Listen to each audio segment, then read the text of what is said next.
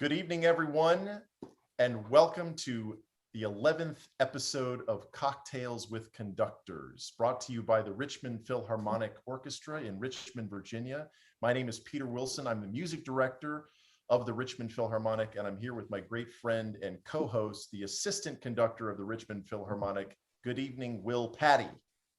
Hey, Peter, it's good to see you. Thank you. It's great to be back again. I'm so excited.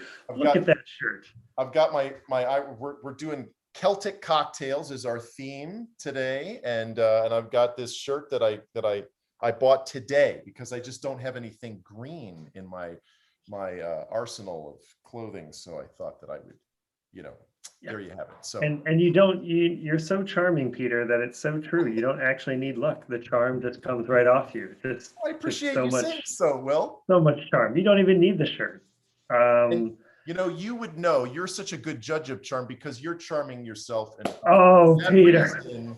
For that reason, I'm going to ask you to charm our sponsors. Would you please? Oh, I would gladly. So before we get started here, of course, we like to take a minute to thank and recognize our sponsors that have been supporting us. The Virginia Museum of History and Culture for several years of support. The Virginia Department of Veteran Services for several years of support. And Town Bank for 15 years of support. And Vogue Flowers, yes, over 30 years of support to the Richmond Philharmonic. Also, if you are interested, you can text RPO to 42828 to join the mailing list for event reminders and updates. And of course, don't forget you can use use the donate button if you are interested as well in donating to the Richmond Philharmonic. Outstanding.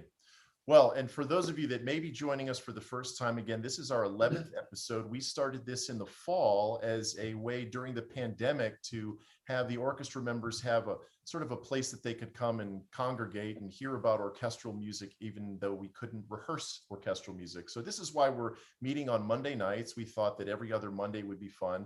We started off by having every other episode, we had different guests on that were really exciting.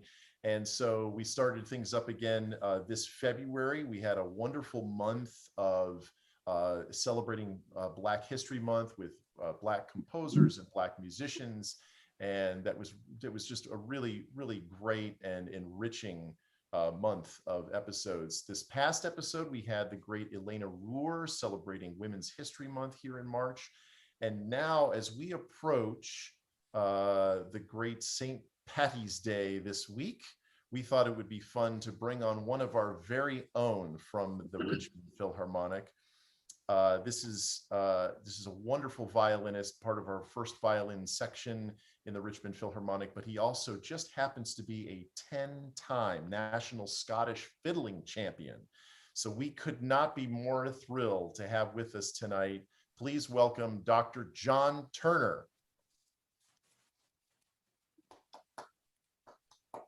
There he is. Good evening, John. Hello, Peter and Will.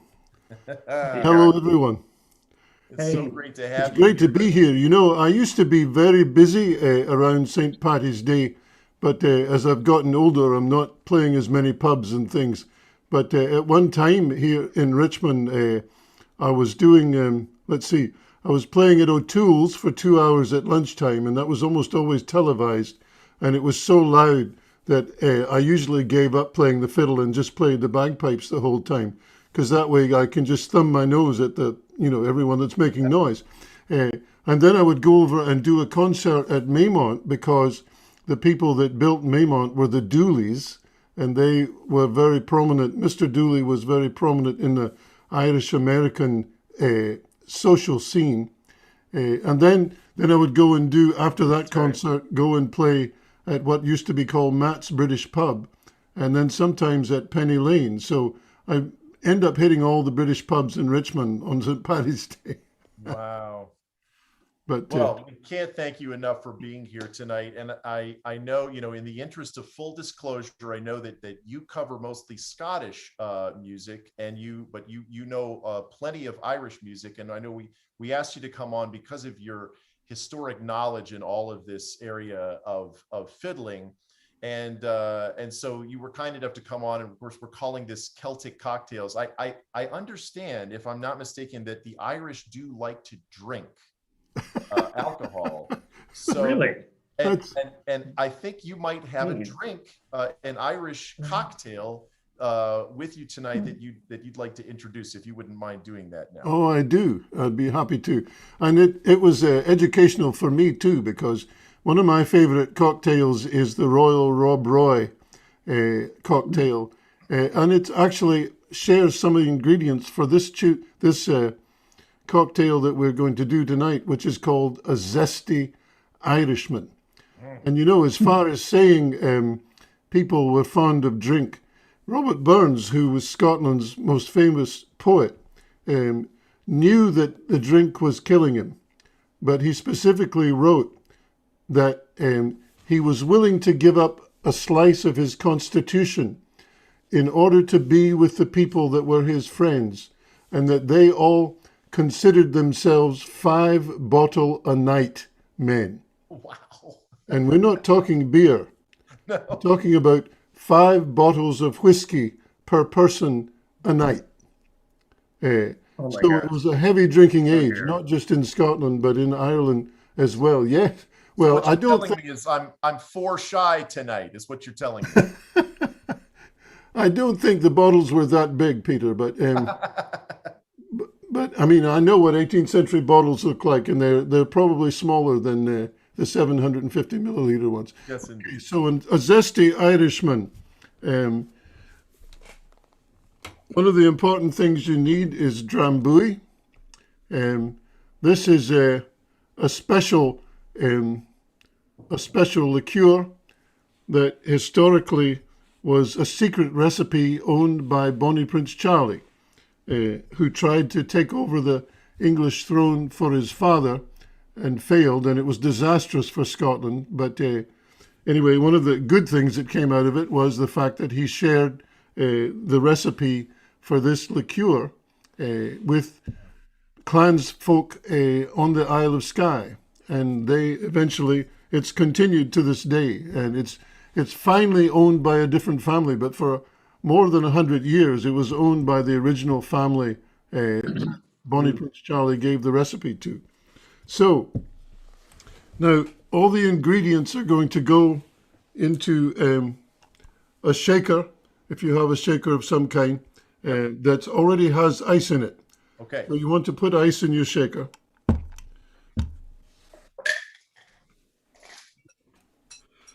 And then we're going to start with 3/4 of an ounce of drambuie. Oh, I love that sound. That was a great cork sound. I know, right? Good. Classic. Ooh. Okay. So there we go, 3/4 of an ounce of drambuie. Yep. And then the Irish whiskey. Now, being a Scot, I mean, Peter's got Jameson's. Jameson's is wonderful Irish whiskey, but it's also very expensive. So I have the least expensive Irish whiskey that you can buy in Virginia ABC stores. And this is called Two Gingers, which means two red-headed women. Two Gingers. And it's done by the Kilbeggan Whiskey Company in Ireland. And anytime you see the letters KIL in front of a word, it means that at some point that place or name, there was either a church or a monk's cell or a cemetery, or all three sometimes. So, but any Irish whiskey, and one of the things that's interesting about this particular cocktail tonight is every whiskey tastes different in it. And the combination of the drambuie and the Irish whiskey is different depending on which whiskey you use. Now, and one caution ahead of time, this is not what you would call a light drink. Because you're mixing whiskey and drambuie and triple sec, which we'll get to in a moment, it's actually a higher alcohol content than if you were just to drink the same amount of straight whiskey. So, I wouldn't recommend you drink many of them at once. So I shouldn't have had the 2 that I had before the show. Well, Saying if you Peter want to likes be to very Irish, you should have. exactly. So we're putting a full ounce of in this case, Kilbeggan, or Jameson's or whatever Irish whiskey you have, Yep. into the shaker. And then the next alcohol is, and the last one actually, in this case, is the triple sec. And again, I use Montezuma triple sec, which some people call Montezuma's Revenge, but no, because it's only $4 in the Virginia ABC store. You can of course pay more than that for triple sec if you like, but with my Scottish sensibilities, $4 is good. Okay. So now the next thing. I was once a ginger, by the way. You were once a ginger, were you? Aye. I was once a ginger, a long time ago. I wasn't going to say anything. So let's see. The next thing we need is 3/4 of an ounce of either lemon juice, or you can use half of a real lemon, or you can use lemon juice concentrate. So 3/4 of an ounce of lemon juice, or I'm going to use 3/4 of an ounce of sweet and sour mix, because it has less citric acid in it, and citric acid isn't good for me. So I'm going to use sweet and sour mix. I'm using fresh squeezed lemon. Oh, that's great. That's good. That's probably the best result of all, Peter. So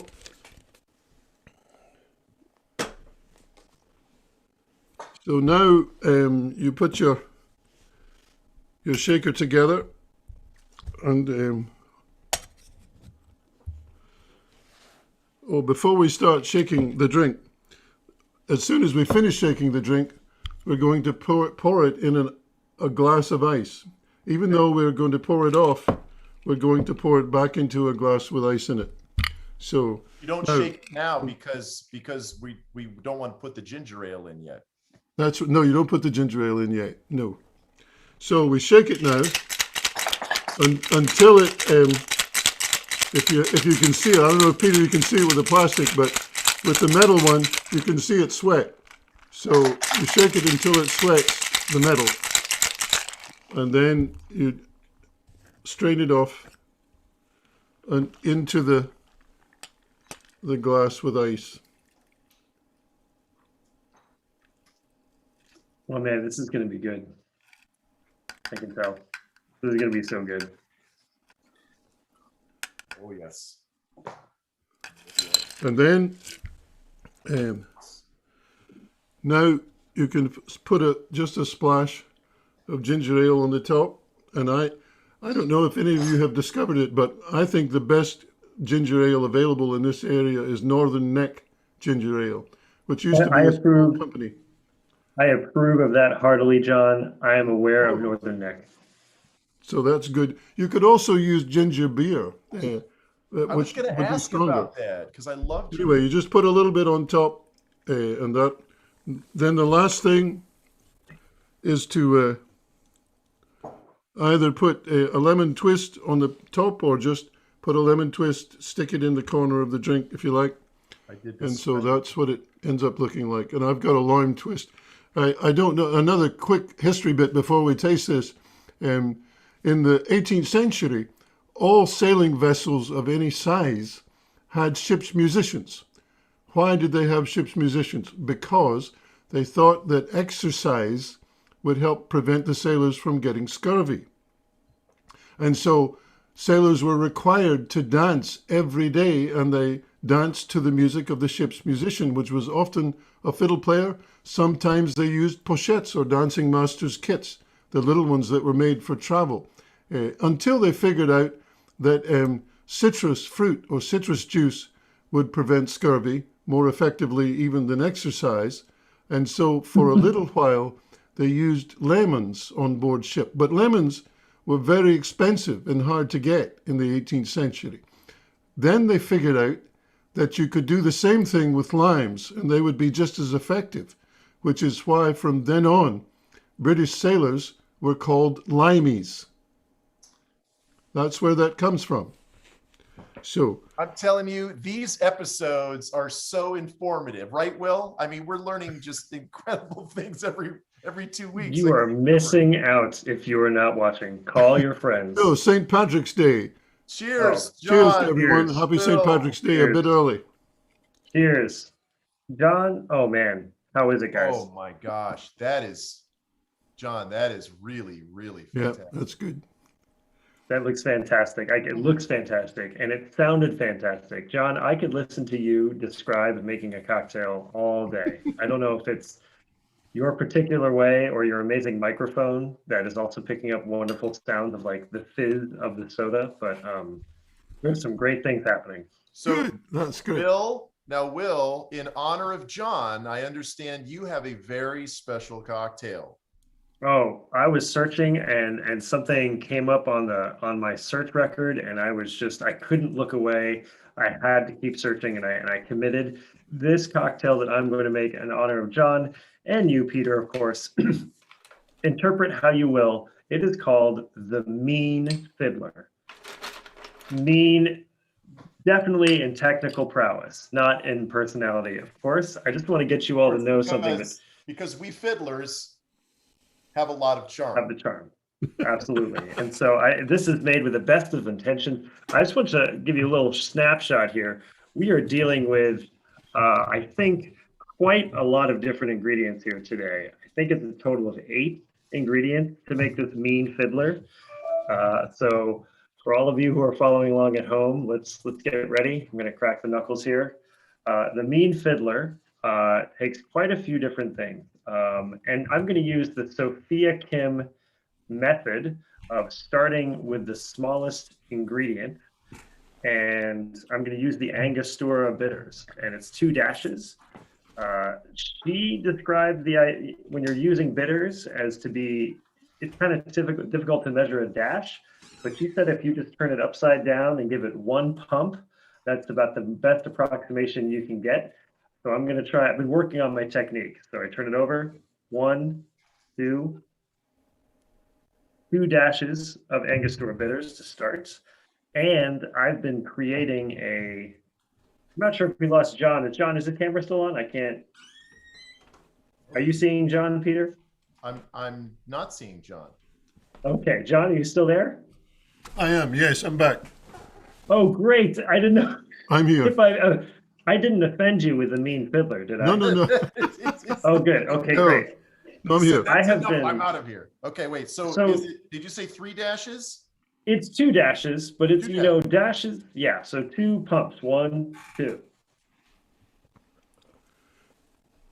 Okay. And you said you created your own simple syrup, as did I. It's a cinnamon simple syrup. And I took simple syrup and then added cinnamon bark to it. And it's been sitting in the cinnamon. And what did you do? Oh my. Boiled, typical boiling 1-in-1 water to sugar, and then I just threw a bunch of cinnamon in because I didn't have any cinnamon sticks. I looked up a recipe just like an hour beforehand, so of course I couldn't ferment it, But, well, I've talked to Sophia about this before, and you can put a lot of things in alcohol, and as long as it has an hour or so or to sit, you can really infuse flavors into alcohol. So I took some cinnamon bark. And I am, really good. Yeah, this is good. It smells quite good, cinnamony and sweet. So I'm going to add the cinnamon simple syrup to the drink. This is a teaspoon, correct? A teaspoon, correct. And then we go on to the Campari after this, which I was amazed at how you got your Campari, Peter, but it was special delivered. At the last minute. Special delivery Super amazing. within minutes of our program by my dear friend Janny Crotty. He's getting a shout out today. Way to go. So that's a 1/2 ounce of Campari. So now we're adding some pretty serious bitterness to this drink. We have some sweet, we have some bitter, we have the the Angostura bitters, which is more of a sort of an intense flavor, an intensity there.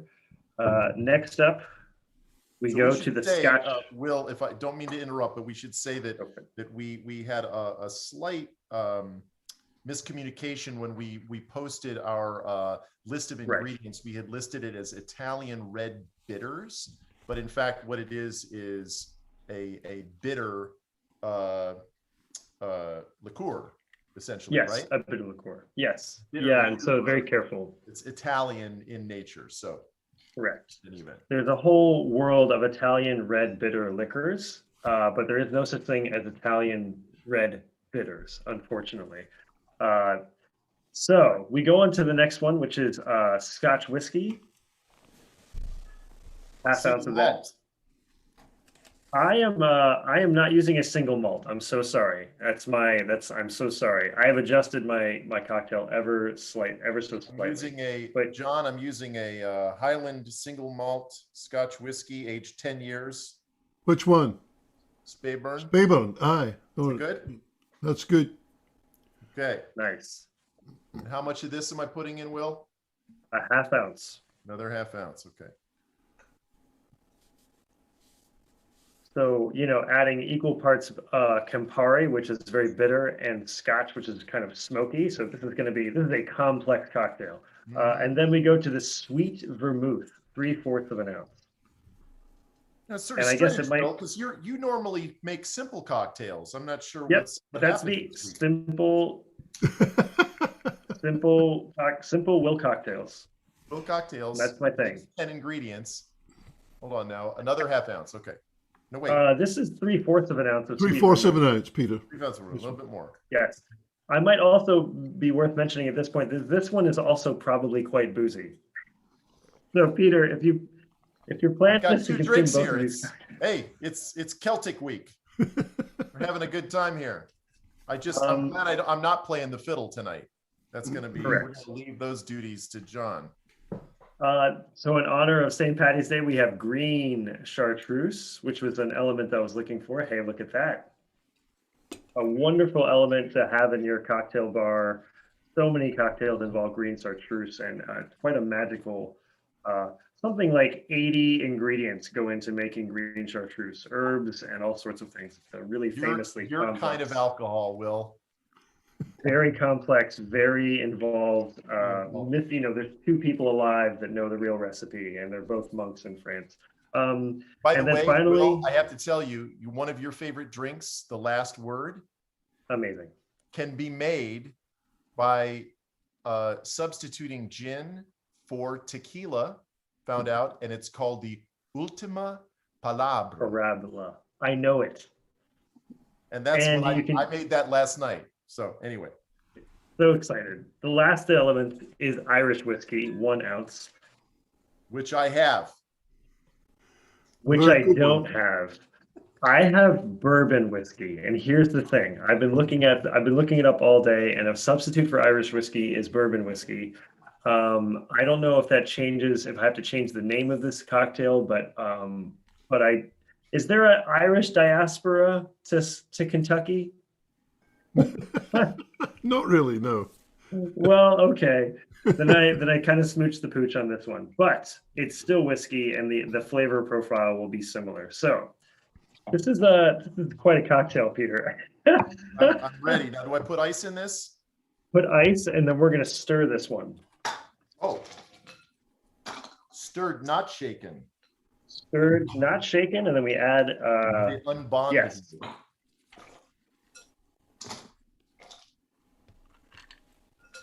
And then do we pour this over ice, or is this going to be? You do not. You pour it into an empty glass. Got it. So you really want to give a good stir to dilute I'd like some of that alcohol. A little bit of my zesty Irishman for just a second here. Oh, that is lovely. I'm going to remember that drink. Yeah. The zesty Irishman sounded really great. I thought the zesty Irishman was an ingredient for a second. Sorry.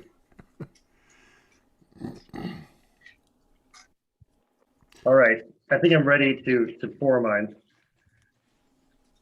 How many seconds does this stirring get? I would say you're going to want to stir for a solid 20 counts.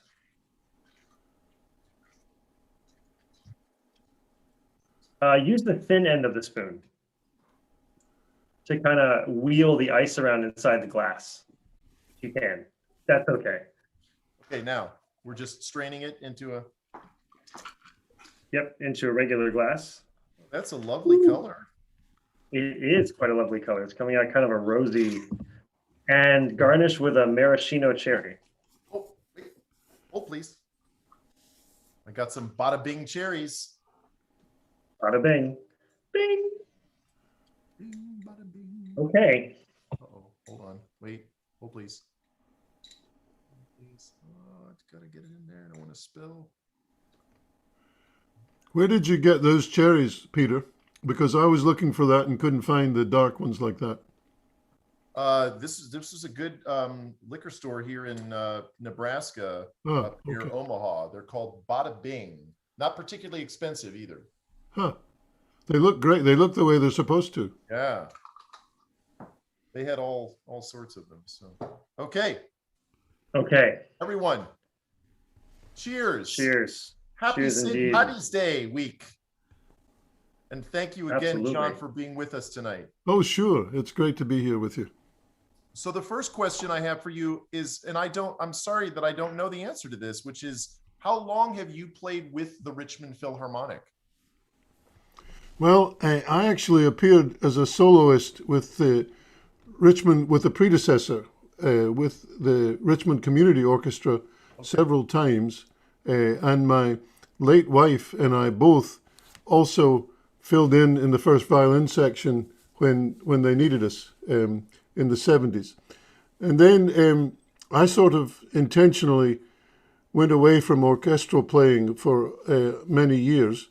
And then when I retired from my day job as a museum administrator in Colonial Williamsburg in 2009, the first thing I did to pick up the slack was to come back and join the Richmond Philharmonic. So I've been, the second time I've been playing since 2009.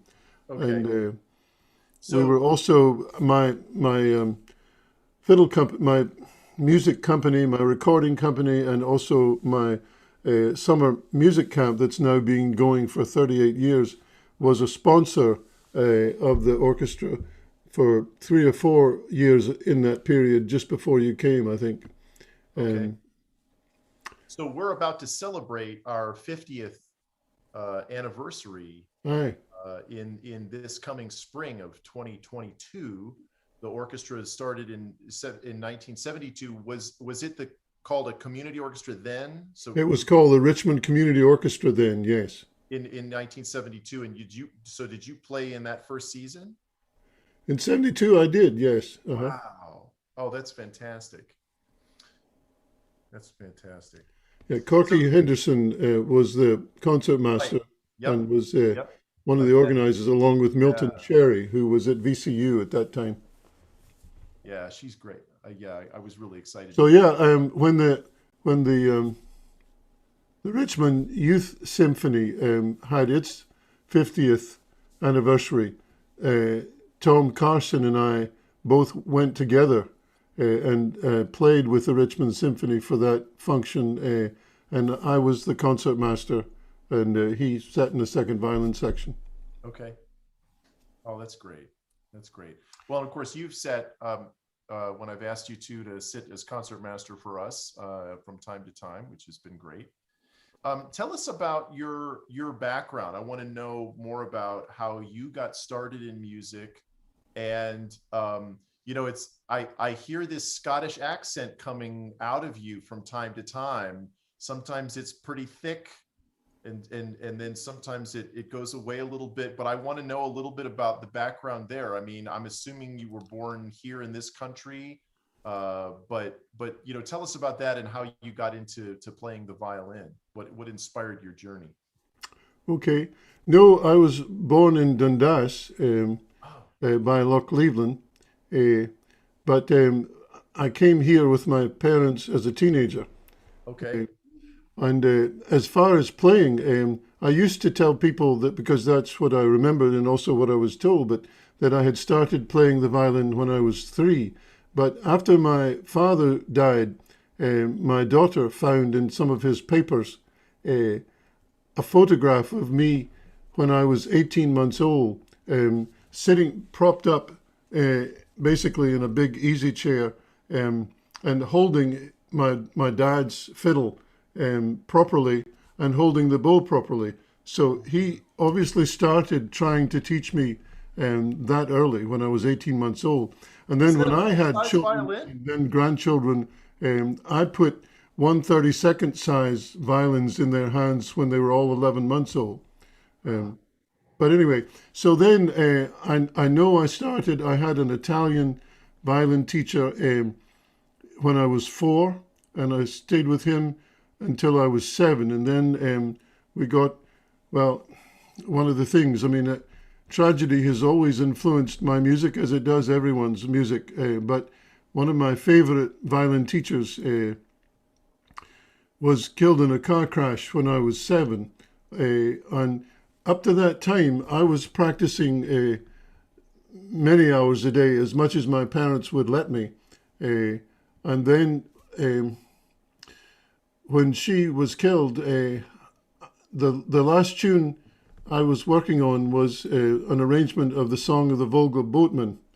And I played it sort of non-stop after her death until my parents couldn't take it anymore, and they told me to put it away and not to play it.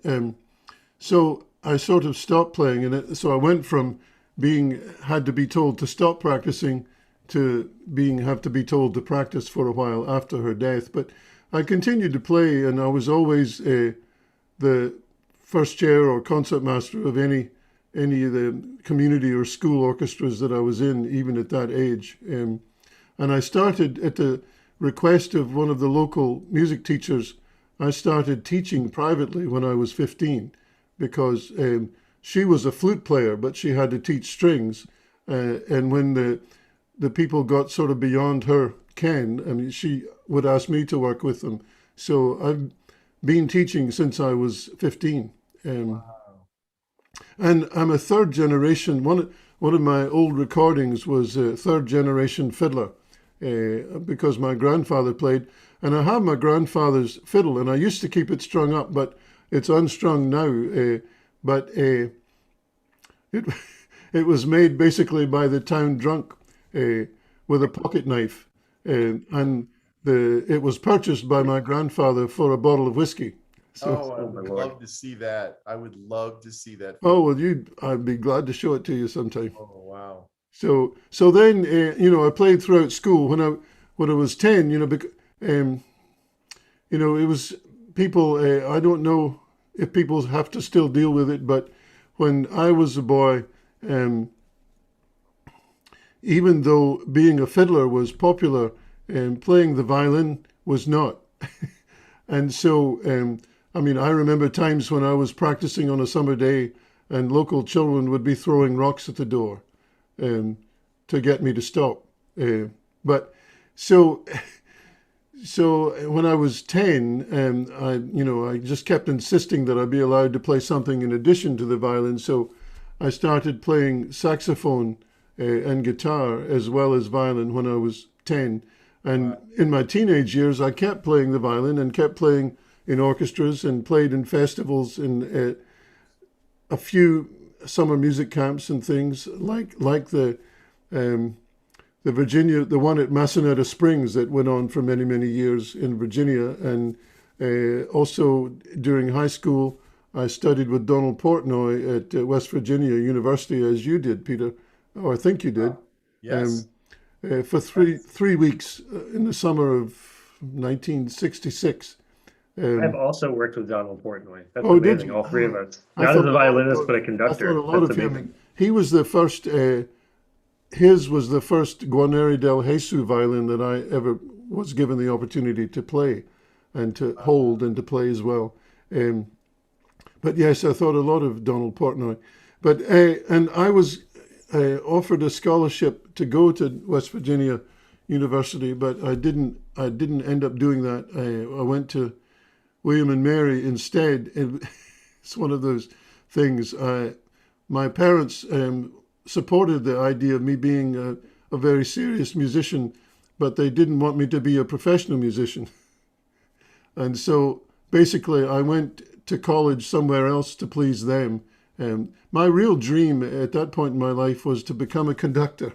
That's what I really wanted to do with my life. And even in high school, I was already conducting the high school orchestra. Wow. By that time, I was the concertmaster of the little high school orchestra in Charlottesville, and also one of the professionally, I was playing the violin at country clubs and things around Charlottesville as a teenager.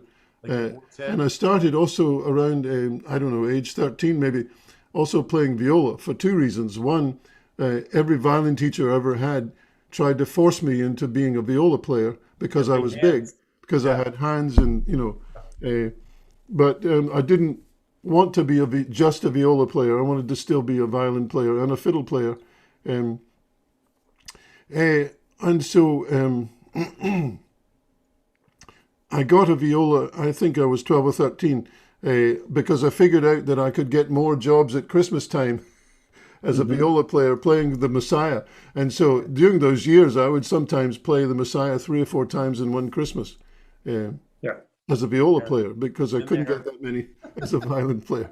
Anyway, so then I kept going, and at William and Mary, I was the concertmaster of the William and Mary College Community Orchestra, it was called, where Dave Davis was as well. 4 or 5 years later, after me, I was concertmaster of that orchestra for the whole 4 years that I was there, and then I actually went into teaching public school. I taught science for 2 years. And coached basketball and tennis. Tennis was always my favorite sport. Wow. And after 2 years, I had a choice of either going to West Virginia to work to get a master's with Donald Portnoy, which he encouraged me to do. The problem was by that point, my late wife had already changed schools 3 times to follow me around. And if she changed again at that point, she would have lost something like 45 credits. So rather than make her lose 45 credits, I didn't go to West Virginia, and I went into a Doctor of Ministry program at the Union Theological Seminary here in Richmond instead, but continued to work as a tavern fiddle player in Colonial Williamsburg and a music master at Colonial Williamsburg at the same time. So I was doing the seminary full time in the daytime, but still working at Williamsburg at night. And I pretty much continued that pattern for quite a few years after that. Wow. So I went to seminary and then ended up also going again back to school and getting a PhD in adult education at VCU. All this time continuing to play. One of the groups that I played in during this period was called the Sheen Trio, and it consisted of me playing a number of Renaissance instruments, including the viola da gamba, along with Peter Baylor, who at the time, when Jacques Houtman was the director of the Richmond Symphony, Peter was the principal bassist, and we had a trio made up of himself, me, and his wife, who played recorder at that time. Okay. So, and we were sponsored by the Richmond Symphony. We went around to 35 or 40 public schools in the Richmond area a year doing those concerts. Playing Renaissance music? That's right. Aye, yeah. So I feel like we're in the presence of the most interesting man on the face of the earth. But I'm sorry, I'm talking too much. But No. it's amazing. No, this is great. But John, we want to hear you play some. So get into a little bit. Tell us a little bit about, I mean, there's obviously we could go on for probably another hour hearing you talk about 18th century fiddling. but tell us about some of what got you so deep into this. I know this is obviously kind of a family business, if you will, that you've learned from your father and Aye. And from the grandfather. But tell us a little bit more about that. And I think you maybe have some things to share, some music to share with us too, right? I do, sure, and I do want to play for you, and especially since we're celebrating St. Patrick's Day. But no, a very quick thing to say is that one of the unique things about traditional Scottish fiddling, it's a good drink, Peter. The unique things about Scottish fiddling, as opposed to, and it doesn't mean one is better than the other, but I'm just saying there's a particular difference. Irish fiddling, first of all, wasn't being written down in any great amount until almost the end of the 19th century, whereas Scottish fiddle music was already being published for almost the entire 18th century, so 100 years earlier. In fact, you find more Irish tunes in Scottish publications. And why is this? Because Edinburgh and Glasgow were printing centres for the north of Europe.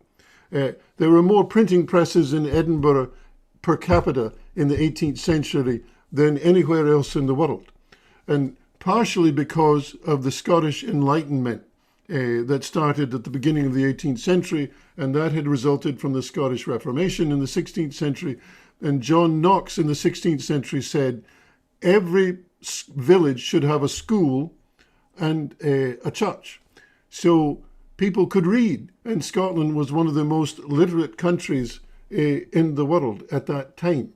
And so musically, what this does is that practically, it seems sometimes almost everyone that picked up a fiddle was writing music and was publishing their own list of their own tunes or their arrangements of someone else's tunes. So this is the point I want to make.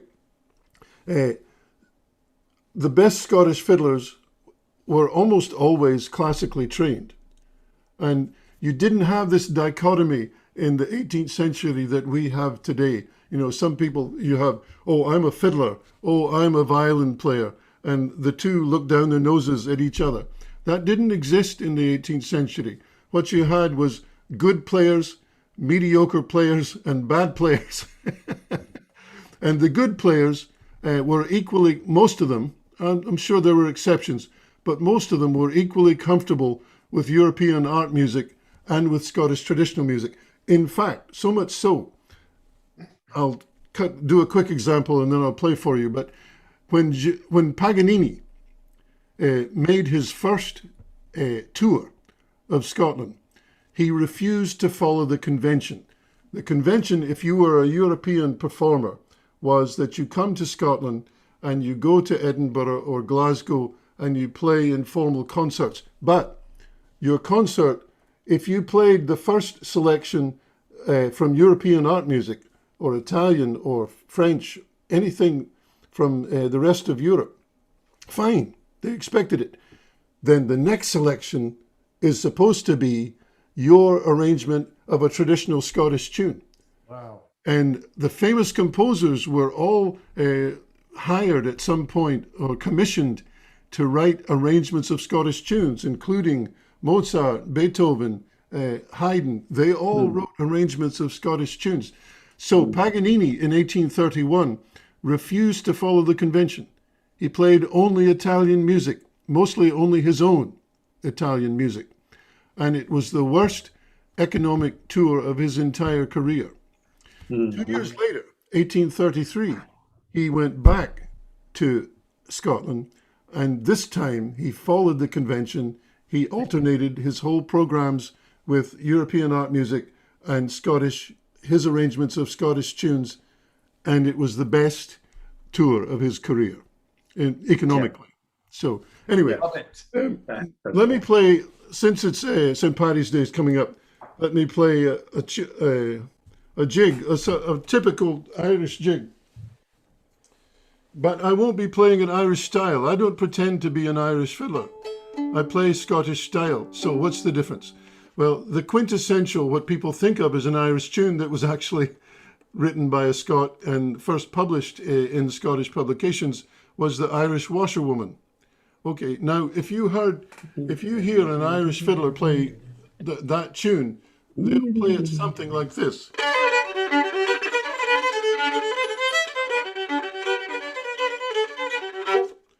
Okay, all the notes are the same value, pretty much. You never play a jig, whether it's Irish or Scottish. A Scottish fiddler would never play a jig that way. A Scottish fiddler is always going to dot the rhythm. So it makes no difference what the music says. You're going to dot the rhythm because it's a dance tune. And you want to give it a lift. So you would play it this way.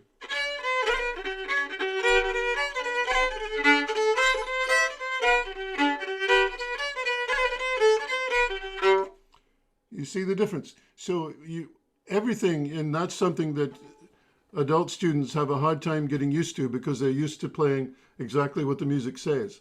And then I come and tell them, okay, here's a jig, but you're not going to play it the way it's printed because it's printed with just plain eighth notes.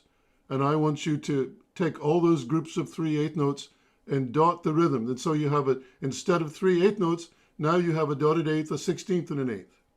The Amsterdam. That's right, Amsterdam, exactly. Amsterdam. That's right. This is fascinating because it seems like this probably came, I mean, you correct me as necessary, but this kind of thing happened in the Baroque era with where they would write 2 notes and it would still be played like a triplet, right? Of course, yes.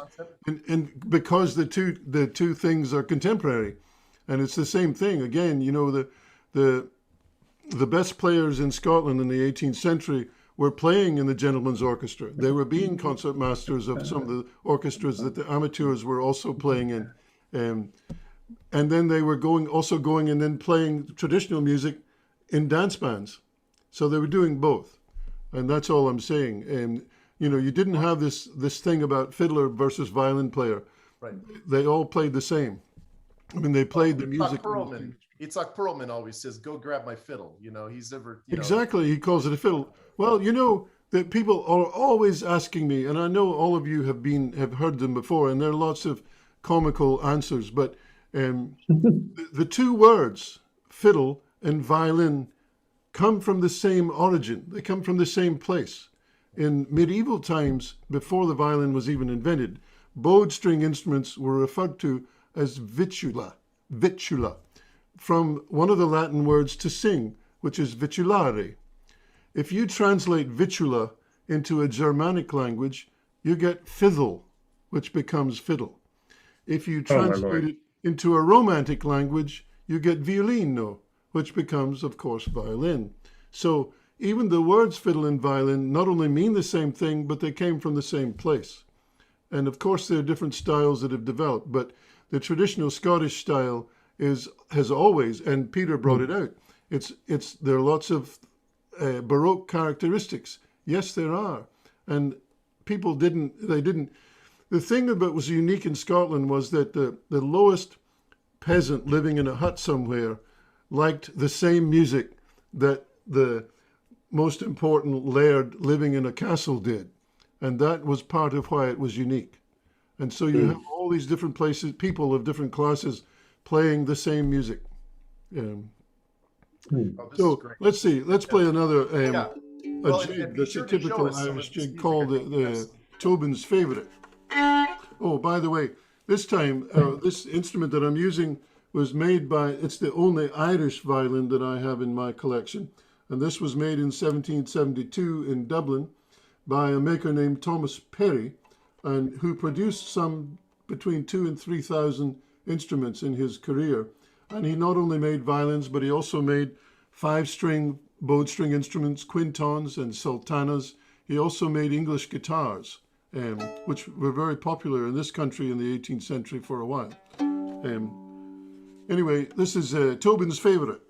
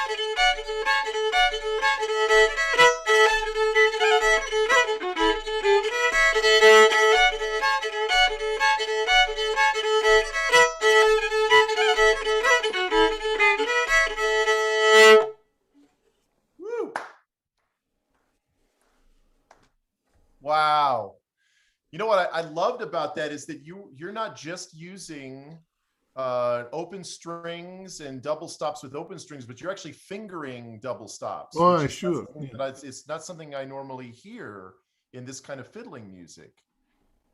Is that Yeah, something double stops are very important. You know, one of the things that I teach students all the time is that you have this toolbox that we call ornamentation, and we include so many more things in the ornamentation toolbox than people normally would.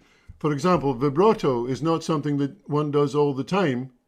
You do it as an ornament, because if you do it all the time, it stops being an ornament. Yep. But everything, the way you use the bow, the way you use double stops, all of those things become ornaments. Hmm. Oh, this is great. Well, I was just, I mean, John, I've never actually heard you play some of the Scottish music that you're so familiar with, and it's just a real pleasure to actually get a chance to really hear you play some of this. I'm just amazed at the amount of rhythm that you're generating. I mean, I wanted to grab a drum and play along, and just the power that you're getting out of your playing. And like, I wanted to join in if I had like a percussion instrument, because it's Well, so, thank you, Will. That's a I mean, it's great amazing, compliment. and the rhythm that you're generating, the energy is just amazing. Well, thank you very much, because a dance fiddler has to be, if you're playing, I've played for many dances for the last 50 years by myself. Good now. And so if you're playing for a dance by yourself, you have to be not only melody, but you have to be rhythm too. I can hear it. I mean, it's great when you have a cellist or a bass player or a keyboard player to play along with you, but if you don't have that luxury, you have to produce it yourself. So And that's one of the distinctions. You know, people say, well, what's the real difference between Irish fiddling and Scottish fiddling, for example? And again, you can get a lot of snippy answers. But what I try and teach people is, you know, again, being fair. Irish fiddling, just like bluegrass in general, it's considered that the better the player, the faster he or she can play. Well, I like to say that in Scottish fiddling, the better the player, the more slowly he or she can play and still make the music interesting. And as far as tempo is concerned, you know, my wife is an expert dancer and a dance teacher, and so I use her as a guide. I mean, whatever's the right tempo for a good dancer who knows what he or she is doing, that's my optimum tempo. And anything faster is just showing off. I mean, Yeah. you know, I can play fast too, but mostly playing fast means using less bow most of the time. I mean, that's what you're doing. You're using and less I would imagine that also the faster you play, the less rhythm you can play. Right? Exactly. I mean, you're able to add so much rhythm and character into the tunes because you're playing perhaps a little bit slower. I mean, what you just played wasn't slow, perhaps, but right. No, exactly. No, exactly right. Aye. So John, you obviously there are just countless tunes that you've had to learn over the years, but you're also a composer of these tunes. You've actually written. Tell us how much you've written, and I understand you've written something special that you'd like to premiere tonight as well, a lament. Well, thank you very much. Yes, I have. The lament is one of the most important forms for traditional fiddlers, because it was an expectation that when something important happened, like the pandemic for us now, that the fiddler would express it in music. And if someone important died, then you would write a lament. One of the most famous laments in Scottish tradition is Neil Gow, who was the most famous of Scottish fiddlers. He wrote a tune after his second wife died and called it simply Neil Gow's Lament for the Death of His Second Wife. And it's a beautiful tune. And you, again, laments almost cannot be played too slowly, because you can just get all the emotion in the world into the tune. Now, I've written, in this genre, I've written approximately 5,000 tunes now in this genre, which makes me the most prolific writer in the last several centuries anyway of this kind of music. But so this tune is one that I wrote last year after the pandemic started, called Lament for the Victims of COVID-19. And it is a sad tune, as it's very sad that we've had to witness so many deaths, not only in this country, but all over the world. But so here's, I won't play it, and I know our time is short, so I'll just play it once Okay, through. no, play the whole thing, John. You're okay. Okay, all right. I'm switching violins. This time I'm going to use a violin made in London in 1640. And it's believed to be, if not the oldest, it's certainly one of the oldest British-made violins that is still being used, made by a maker named Raymond, R-A-Y-M-A-N. Not originally English, but he moved to England and had his shop and his business in London in the middle of the 17th century.